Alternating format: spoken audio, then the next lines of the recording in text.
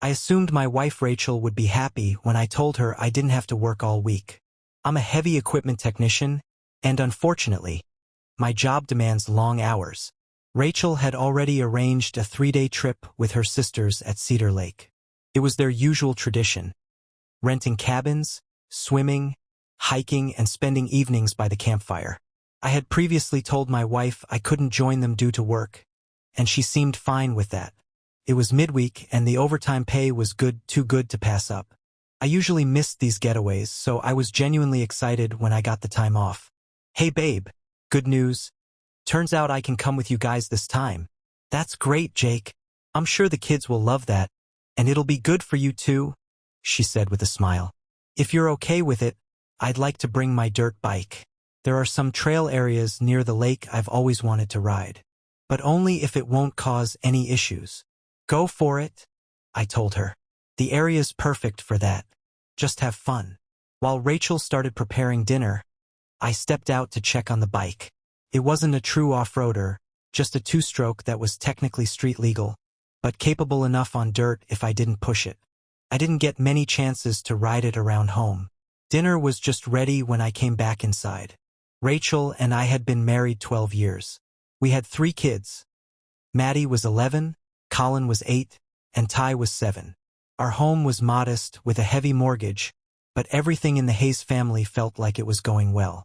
After dinner, the kids curled up on the couch for TV time while I hopped into the shower. Rachel was working on something on the computer when I stepped into the room to get my trail maps. I noticed her quickly closing a window and logging out as soon as I entered. I pretended not to notice and started rummaging through the closet for my stuff. She smiled at me and left the room. Once I heard her heading downstairs, I quietly tapped the shutdown button. After confirming she was gone, I checked her email. Nothing in the inbox. She was always careful with her messages. Too careful. She often double-deleted everything, so there were never any traces left behind. But this time, she'd rushed and forgotten to clear the deleted items folder. And there it was, change in plans. Jake will be coming with the family. You can still come, but I'll have Marcy put you in the last cabin.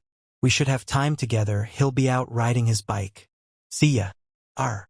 The email was sent to dthompson@zebra.com. That was definitely not good. Who the hell was D. Thompson? And why was Rachel's sister Marcy involved in placing this guy in a separate cabin? Something wasn't adding up. Rachel was busy sorting laundry for the kids' trip, so I pulled her old high school yearbook from the shelf. Didn't take long to find Daniel Thompson, and there was even a prom photo of him and Rachel together. I'd never considered myself clever or suspicious, but I suddenly felt both naive and blindsided. We met about 2 years after Rachel graduated. I was a few years older and already working a stable job. We dated for 6 months and then I proposed. She said yes. But now I was wondering why. If she dated this guy back then, and was clearly still seeing him, what was I to her? I worked hard. I didn't have lofty goals, but I was steady.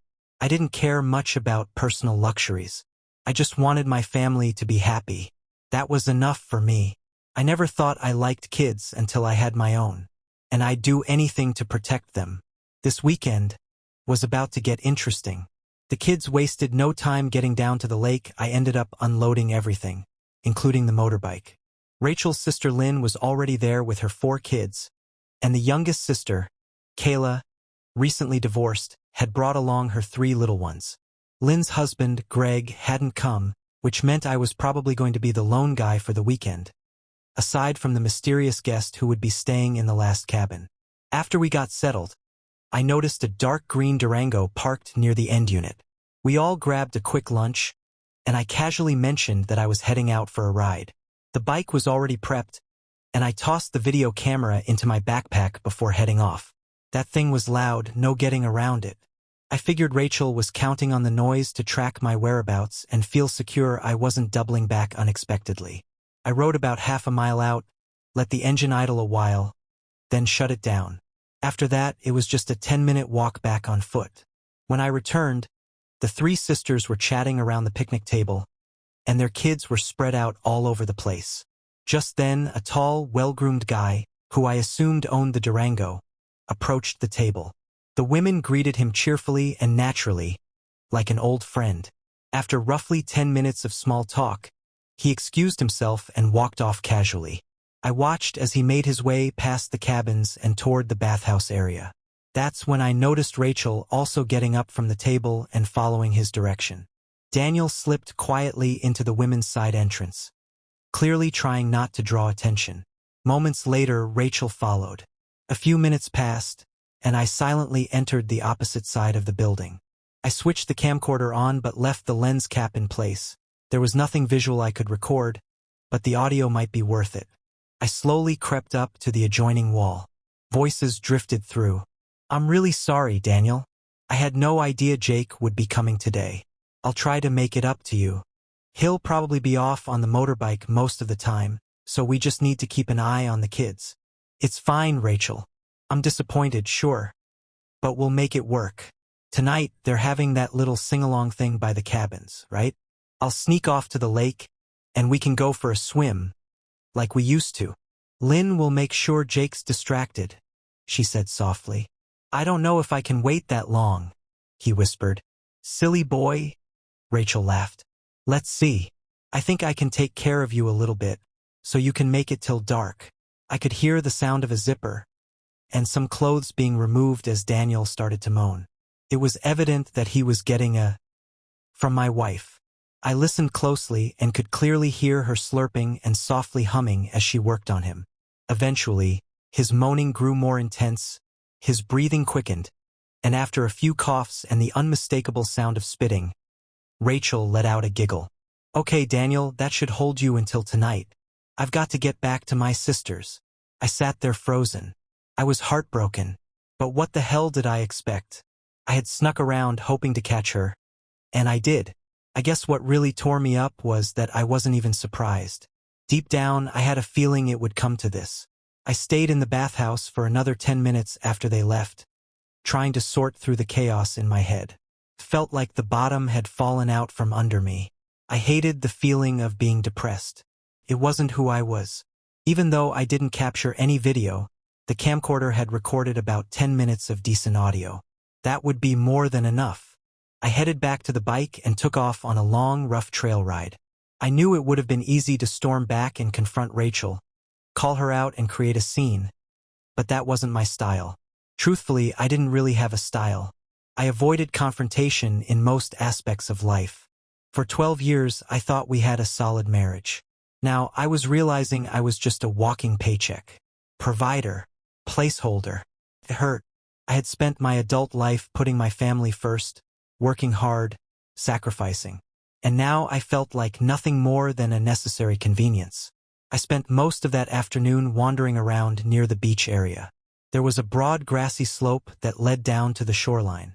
The beach was narrow, framed by rocky edges and dense woods. A fire pit sat about 50 feet up from the water. Rachel, Lynn, and Kayla had taken all the kids on a hike to a nearby waterfall, giving me time to myself. I used it to gather wood for the fire. I carefully layered cardboard and kindling at the bottom, stacking dry logs neatly on the side.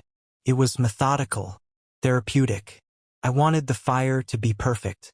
There weren't many other people around the campsite, so no one paid me any mind. I also didn't see Daniel anywhere. Once everyone returned from the hike, I took Colin and Ty into the woods and helped them cut about 20 sturdy sticks for roasting marshmallows. I told them it was a secret plan for later, and they were thrilled. I gave Maddie 2 big bags of marshmallows and explained our little surprise. Evening came, and we all gathered around the picnic area for dinner. It was a good meal, and the kids were starting to wind down. Lynn had become extra chatty, sticking close to me, asking for help with random little things and smiling a bit too much. I kept watching Rachel, doing my best to not seem too obvious. Eventually, the sun dipped below the horizon, and only a sliver of moonlight remained. There was a lively debate about how to finish off the night, and it seemed like ghost stories were winning out. That's when I noticed Rachel had disappeared. And Lynn? She was still hovering right beside me. She started explaining in excruciating detail how her husband Greg was remodeling their kitchen, clearly doing her best to keep me engaged. But my mind was miles away. Finally, I excused myself, saying I needed to grab the video camera from our cabin. It was in the opposite direction of the lake, so Lynn didn't think twice about it. I didn't bother with the camera, it was too dark for recording anyway. Instead, I grabbed 2 cans of charcoal lighter fluid and a box of matches. Circling behind the cabins, I carefully and quietly made my way down the hill toward the beach, out of sight. There was just enough moonlight to keep me from tripping or falling. As I crept closer, I slowed down, quieting my steps. I spotted 2 figures in the water. On the grassy bank near the shore lay a blanket, and on it Rachel and Daniel's clothes, undergarments, and 2 towels. I calmly picked up all 4 corners of the blanket and carried it over to the fire pit. I drenched the stacked wood with 1 can of lighter fluid, placed the blanket on top, and poured the second can over everything. 1 strike, 1 flame. I tossed a lit match onto the pile and leapt back. I wasn't fast enough. The flames exploded upward, scorching my eyebrows and burning the hair off my arm. But it worked. The bonfire roared to life. That was the signal. Maddie and Colin jumped up, shouting, "Marshmallow roast! Everybody to the bonfire!" All the kids started running down the hill to the fire pit. I looked over to the water and saw Rachel. The light from the fire was reflecting from Rachel and Daniel's eyes as they stared at the horde descending on them. I saw Lynn frozen at the top of the hill, her expression full of dread like she just watched the world collapse. The kids quickly spread out around the fire. Colin was handing out the roasting sticks, and Maddie had the marshmallows ready. Rachel was trying to blend into the shadows beside the dock, but I walked toward her with slow, steady steps. I turned to the man beside her. "Hi, Daniel. I'm Jake, Rachel's husband. Nice to finally meet you." He looked stunned and said nothing. "Rachel, would you like a hand getting up the ladder to join your children by the fire?" "No. Damn it. Just go over to the blanket and grab our towels." "Oh, I'm afraid I used the blanket, the towels, and your clothes to start the bonfire." "Not bad." "Huh. No, Jake, no. Why would you do that? How are we supposed to get out of the water?" "I'm sure Lynn will be more than happy to help you with that." I turned and walked away. Lynn passed me on the dock without saying a word. I made my way back to our cabin, grabbed my jacket and the video camera, and pulled the valve stem tool from my dirt bike's pouch. I used it to remove all 4 valve stems from Rachel's SUV. She wouldn't be going anywhere tonight. Then I walked over to Daniel's Durango and tried to open the fuel petcock using a pair of pliers. It wouldn't budge, so I gave it 3 good whacks until it snapped off completely. The SUV was unlocked, so I reached inside and pulled his vehicle registration from the glove box. Sure, Rachel could take one of her sister's cars, but I had a hunch she'd wait until hers was fixed. I turned off my cell phone and left the campground on my dirt bike, heading for the highway. The ride was long and uncomfortable, but the roads were mostly empty. I had to stop sooner than I'd hoped to refuel and mix in the oil, but once back on the road, I kept a good pace. About 10 miles down, a green Durango flew past me with white vapor trailing underneath. I caught up a few minutes later. He had pulled over, and Daniel was under the hood, clearly confused. I sped by without drawing attention. I stopped at the next gas station, filled up again, and grabbed a coffee. As I drank, I pulled Daniel's registration from my pocket. He lived in Millbridge, not too far off. I rerouted and made it there in under an hour. Finding the house took some time, another hour, roughly. It was a modest wooden home on the southern edge of town. I couldn't tell if he owned it or just rented, but I was pretty sure he wouldn't be home anytime soon. So I broke a window near the kitchen and let myself in. In the bedroom, he had a small computer setup. I found a nut driver in his desk, opened the CPU case, and removed the hard drive. On his desk was a binder with about 20 CDs. I grabbed those 2 and slipped out. 2 hours later, after one more gas stop, I was back home. Moments like these reminded me why I kept extra clothes, my computer tower, and some documents stashed behind the seat of my pickup. It was one of those instincts I'd never questioned. I gathered up my important paperwork and drove to a motel on the far side of town. It was 3 a.m. and I needed rest. Tomorrow would be packed. Despite the exhaustion, I woke early. It took a while, but I finally accessed Daniel's hard drive. He had saved nearly every email he and Rachel had exchanged. Most were in the documents folder. Others still sat in his email. I skimmed what I could. There were hundreds. It was clear they were having an affair. No doubt about it. But the messages weren't vulgar. I didn't find any place where they said anything derogatory about me. On the contrary, there were several remarks made that indicated just the opposite. Rachel had commented on the great job I did putting in new kitchen cabinets, and Daniel replied that he wished he were as handy as I was. It was strange. These were two people actively betraying me, but not once did they insult me. That part genuinely confused me. The CDs added to the weirdness. There was nothing explicit, no pornography at all. Just countless photos of the two of them, smiling together, doing everyday things. But the sheer intimacy of it all made it worse in some ways. In one batch, her hair was short and dark. That must have been when she was carrying Maddie. Another set showed it auburn, likely around Colin's pregnancy.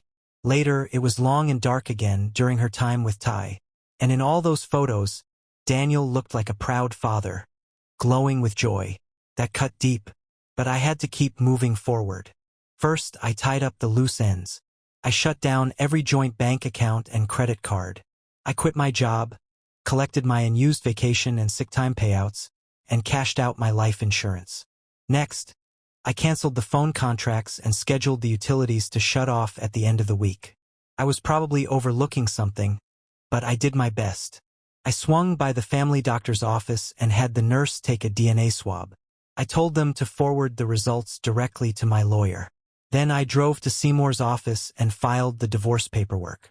My instructions were clear: Rachel got nothing. If the kids turned out to be mine, then and only then would I pay child support.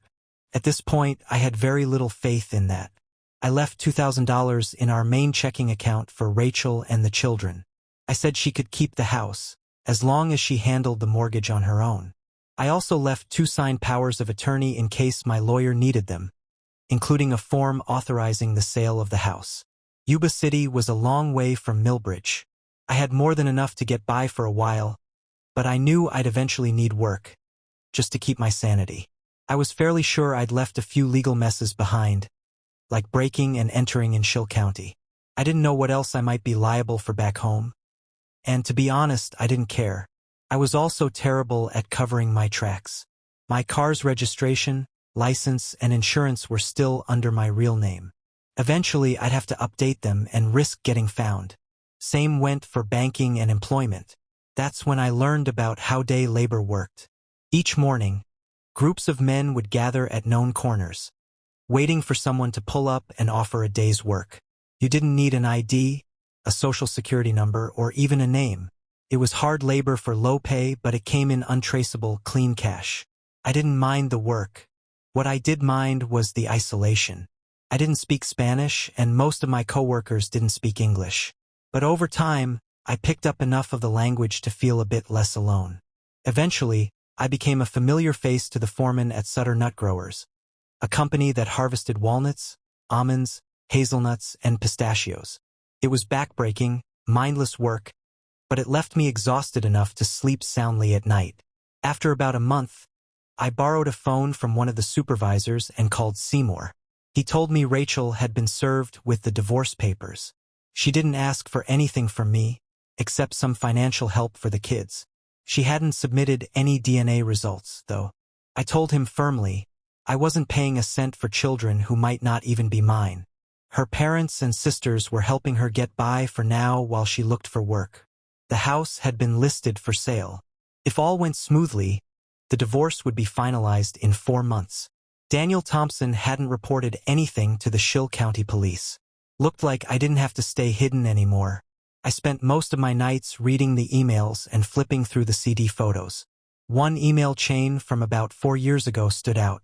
It was about a weekend cruise to Nassau that Rachel and Lynn had taken. Turns out, Rachel spent the entire cruise with Daniel Thompson, while Lynn paired off with someone else. Definitely not her husband, Greg. From the emails, I found out the man's name was Richard Witt. It was not a pleasant set of pictures to look at. From the pictures, it became apparent that Rachel and Daniel shared a cabin. I had loved Rachel and would do anything for her. I had a hard time accepting all the new information that I was finding. How could I have been so blind? Sutter Nut Growers had 2 major tree shakers. One was already down when I first started, and today the second one gave out. With both machines dead, the company had to call a tech from Sacramento to handle repairs. They planned to end the shift early and send everyone home. I asked the supervisor if I could take a look. Within the hour, I had the first machine up and shaking again. My crew, my amigos, were thrilled. They got to keep working and earn their full day's pay. I spent the rest of the evening getting the second shaker operational. I finally got it running just after 7 p.m. By that time, everyone else had gone home. The supervisor, John Foreman, offered me a ride. On the way, he asked if I'd be interested in joining full-time as the on-site equipment repairman. I accepted on the spot. About a month later, I came home and saw a budget rental car in the driveway. Greg Mitchell, Lynn's husband, had tracked me down. He sat on the porch with a faint, uncomfortable smile as I approached. I wasn't exactly thrilled to see him, but I kept my tone neutral. "How long have you been waiting, Greg?" "About 2 hours. Could use a cold beer if you've got one." I grabbed a couple Fosters from the fridge and set one in front of him. We sat at opposite ends of the laminate kitchen table. "What's so important that you flew almost 3,000 miles to find me?" "Rachel asked me to come. Her parents paid for the ticket." "All right, Greg, let's get to it.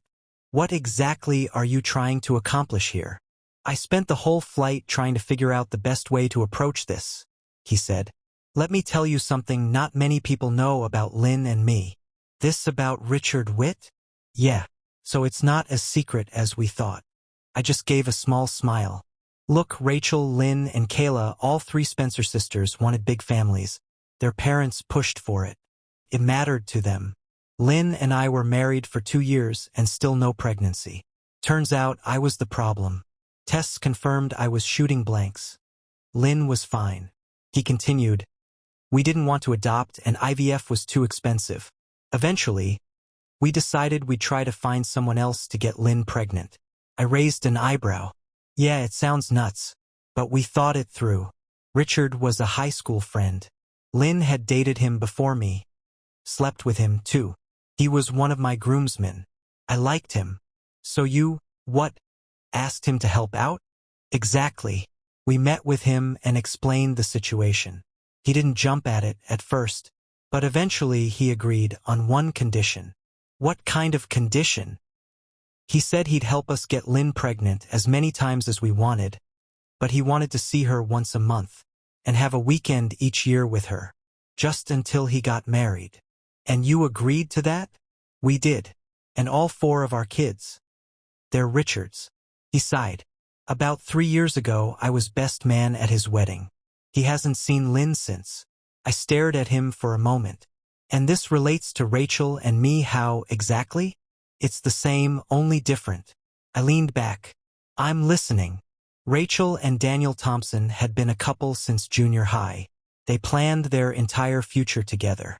But then Daniel had a water skiing accident right after graduation. "What kind of accident?"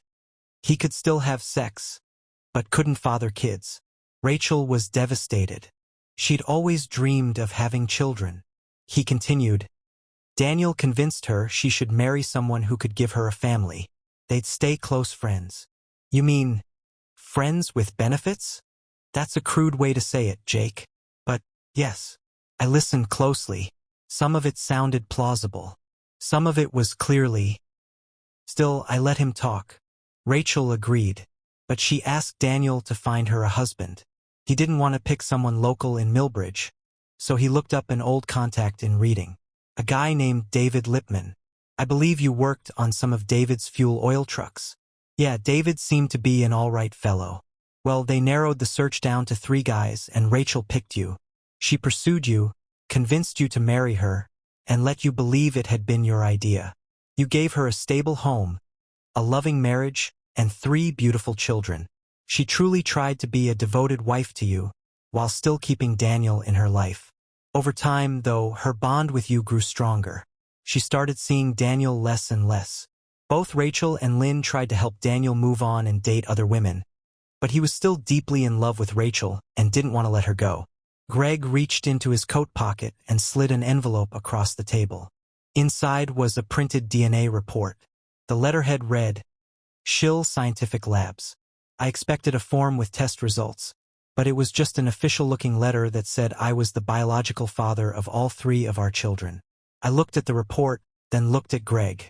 He said nothing. Is that it, Greg? I asked. Well, Rachel ended all communication with Daniel right after you left. She decided it was better for her and the kids that he be out of the picture. She hoped that, with him gone, you might reconsider the divorce and come back. I got up, pulled 2 more beers from the fridge, handed him one, and said nothing. Just stared down at the letter. I couldn't believe he had flown across the country just to feed me this. Maybe there was a sliver of truth buried in the story. But if so, I couldn't find it. Even before all this, I never really understood why Rachel chose to marry me. And after hearing Greg's tale, I was no closer to the answer. What time's your flight back, Greg? I've got to be at Sacramento Terminal by 8. Just enough time to return the rental and check in. I appreciate you making the trip to explain all this, Greg. You probably could have just called, but I guess face-to-face is more powerful. Is there anything you want me to tell Rachel or the kids when I get home? She's really hoping you'll reconsider. She's been devastated since you left. I paused. I can't think of anything right now. Just give them my best. Let them know I'm thinking about them. I walked Greg to his car. I could tell he had hoped for a stronger reaction, but I didn't have much left to give. It was an interesting story, especially the part where he confessed about Lynn and Richard. If everything he said was true, maybe I should have reconsidered the divorce. But there were too many unanswered questions. Too many gaps. I still cared deeply about Rachel. We'd shared many good years. I'd always thought of us as partners. Her apparent betrayal tore me apart. A part of me wanted to repair what we had, but I needed more answers. I still couldn't believe Greg flew across the country just to have a 30-minute conversation. The next day, I called my lawyer. Seymour? This is Jake Hayes, out in California. I don't hear from you often enough, Jake. What's up? First of all, did you ever get anything official back on the DNA paternity tests? Jake, I haven't received a single thing. I asked Rachel 3 times, he continued, and each time she promised to send the results, but nothing ever arrived. I even offered to cover the cost of testing. Didn't seem to matter. Well, her brother-in-law gave me a letter from Shill Scientific Labs in Millbridge. It says I'm the biological father. Did they ever get anything from the tests I ordered? Anything they could have compared to? I still have your original results right here in the office. I never released them to anyone. Unless they ran their own test using something like your hair or nail clippings, I have no clue what they were working with. I'll check into it. Anything else? Do you have anyone who could check out a guy named Daniel Thompson, who lives in Millbridge? I can't help thinking that knowing something about him could be important. I realize that the divorce is almost final and I don't want to screw things up, but if I can stop myself from making a mistake, I want to. That should be no problem, Seymour replied. Do I owe you any money? I asked. There's still a good buffer in your account. I'll let you know if that changes. About a week later, Seymour called with updates. He informed me that Shill Scientific Labs was not a real DNA testing facility. It had recently been shut down by the state for fraud. He also told me that Daniel Thompson had barely made it through high school and was known to be intellectually challenged. He'd just been fired from a fuel delivery job and was reportedly struggling to find new work in the Millbridge area. People said he was kind but not exactly sharp. That same evening, as I pulled into the driveway after work, Maddie, Colin, and Ty came running toward the truck. They clung to me excitedly as I walked to the porch, where Rachel was waiting. To what do I owe this surprise? I asked. I felt the children should be with their father, she said softly. And since you wouldn't come back to Pennsylvania, I decided to bring them here. I've already rented a place across the river, in Marysville. Why don't I order some pizza and we can all settle in? The kids spent the next hour telling me all about their road trip across the country. They hadn't stopped much, but they'd seen new and exciting things. Rachel mostly stayed quiet, letting the kids chatter and take over the conversation. Later, I turned on the TV to help them relax. They began to calm down, and Rachel and I cleaned up after the messy dinner. "Jake, I'm sorry for how everything turned out," she said finally. "I thought Greg might be able to explain it better, but I guess he didn't do a great job." She looked away for a moment. "The day you found out about Daniel and me, I ended it. I should have done it years earlier. I kept the friendship alive too long. Longer than I should have. But I've known for a while now that our marriage meant more to me than my history with him. We were just close for so long," she added. "That cutting him out completely felt impossible. I know that probably sounds ridiculous, but I haven't seen Daniel since that day at the lake. And I have no intention of ever seeing him again." I didn't say anything right away. "I hope you know it's you I love," she continued. "You're the father of my children. I want you in their lives and mine." I nodded slowly. "I don't know what to say, Rachel. You caught me off guard. There's a lot I don't understand, and maybe a lot I don't want to, but it's good to see the kids again. I want to be there for them. As for us, I don't know. I'm not ready to start over, but I'm willing to work on it." "That's okay," she said. "I get it. I start a job next week at a restaurant in Marysville. I'll be working evenings and weekends. I was hoping you could watch the kids while I work, at least until I figure something more permanent out." "That sounds fine. Do you want to drop them off? Or should I pick them up?" "I'll drop them here and pick them up when I finish." The arrangement worked out surprisingly well. Of course, on day one, I took cheek swabs from all 3 children and mailed them to Seymour. Maddie had started opening up more than usual. She seemed worried about what was going on between Rachel and me. I did my best not to involve the kids in any of the divorce details. One afternoon, a letter came in the mail from Greg.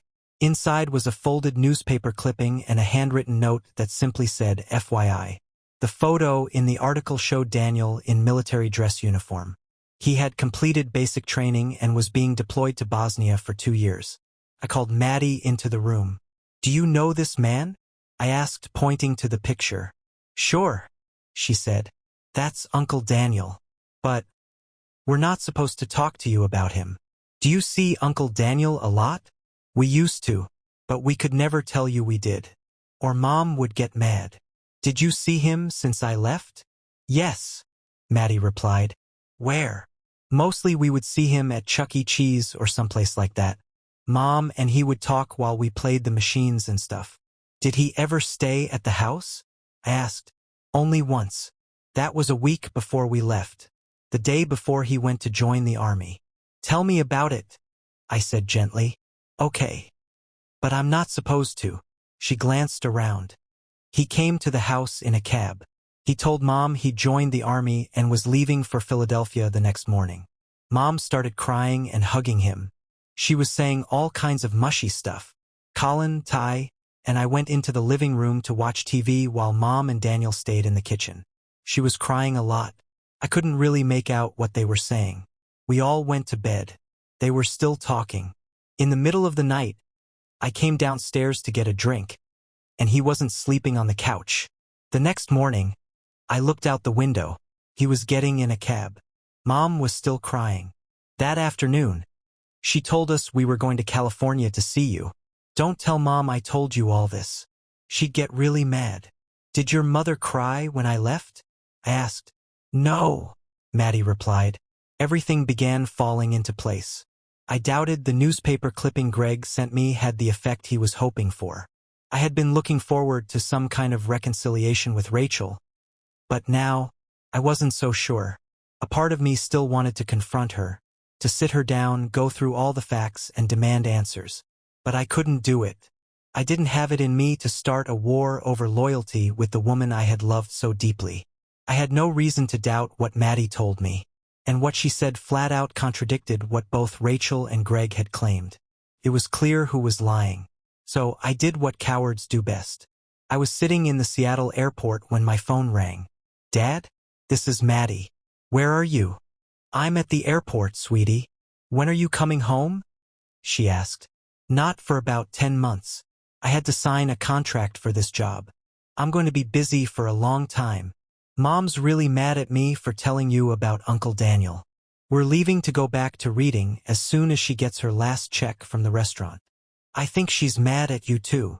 Maddie, I'm sorry if I got you in trouble with your mom. But remember, you didn't do anything wrong. None of this is your fault. And don't forget, I'm going to miss you. Give Colin and Ty a big hug from me too. I'm sorry you had to go, but I think I understand. I love you, Daddy. I love you too, honey. After the call ended, I phoned Seymour. The DNA test results were back. None of the kids were mine. It was another lie from Greg, from Rachel, from all of them.